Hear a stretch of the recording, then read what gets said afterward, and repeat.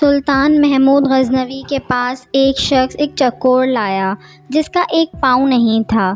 جب سلطان نے اس سے چکور کی قیمت پوچھی تو اس شخص نے اس کی قیمت بہت مہنگی بتائی۔ سلطان نے حیران ہو کر اس سے پوچھا کہ اس کا ایک پاؤں بھی نہیں ہے، پھر بھی اس کی قیمت اتنی زیادہ کیوں بتا رہے ہو؟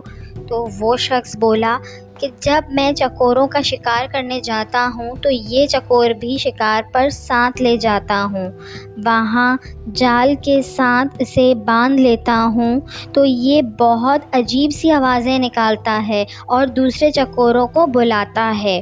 اس کی آوازیں سن کر بہت سے چکور آ جاتے ہیں اور میں انہیں پکڑ لیتا ہوں۔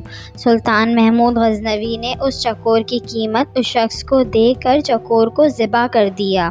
اس شخص نے پوچھا کہ اتنی قیمت دینے کے باوجود اس کو کیوں ذبح کیا؟ سلطان نے اس پر تاریخی الفاظ کہے، جو دوسروں کے لیے اپنوں سے غداری کرے اس کا یہی انجام ہونا چاہیے۔